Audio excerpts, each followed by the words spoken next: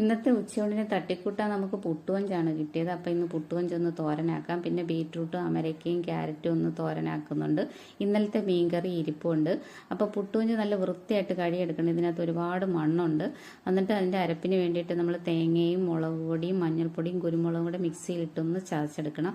പിന്നെ ഒരു 6-7 ചെറിയുള്ളി, ഒരു 4 പച്ചമുളക്, ഒരു ചെറിയ ഇഞ്ചി കല്ലിലിട്ടൊന്ന് ചതച്ചെടുത്ത് ചട്ടിയിലേക്ക് ഇട്ട് കൊടുക്കുക. അതിനുശേഷം നമ്മുടെ അരപ്പ് അതിലേക്ക് ഇട്ട് കൊടുക്കുക. അതിനുശേഷം നമ്മുടെ ഈ പുട്ടുകൊഞ്ച് നന്നായിട്ട് ഊറ്റി ഇതിലേക്ക് ഇട്ടതിന് ശേഷം ഉപ്പും കറിവേപ്പിലയും ഒക്കെ ഇട്ട് നന്നായിട്ട് തിരുമ്മി ഒരു 2 കഷ്ണം ചെറിയ കുടംപുളിയും കൂടെ ചെറുതായിട്ട് കീറി ഇതിലേക്ക് ഇട്ട് കൊടുക്കണം. കുടംപുളി എടുപ്പോൾ ഇതിനൊരു പ്രത്യേക ടേസ്റ്റാണ്. എന്നിട്ട് ഒട്ടും വെള്ളം ചേർക്കാതെ നമ്മൾ അടുപ്പിൽ വെച്ച് ഒരു 5 മിനിറ്റ് അടച്ച് വെച്ച് വേവിക്കുക. അതിനുശേഷം തുറന്ന് വെച്ച് വെള്ളം എല്ലാം നല്ലോണം പറ്റിച്ച് നന്നായിട്ട് തോർത്തി ചിക്കി എടുക്കണം. അപ്പം നമ്മുടെ രുചികരമായ പുട്ടുകൊഞ്ച് തോരൻ റെഡി ആയിട്ടുണ്ട്. അപ്പോൾ ഇനി നാളെ വരാവേ.